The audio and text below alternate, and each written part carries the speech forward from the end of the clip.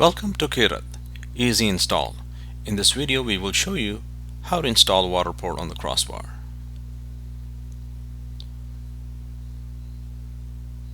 Select your desired location where you want to install the water port.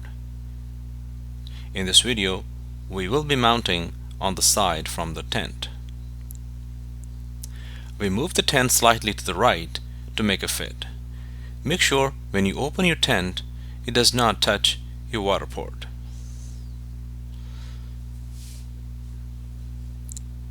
All mounting hardware and accessories are included. On the water port you will have two T-slot channels, one on the bottom and the other one on the side. Depends how and where you want to mount your water port. In this video we will be using bottom T-slots to mount the water port. You will need two T-bolts on each side of the water port. Just like this. Slide them into the T-slot channels.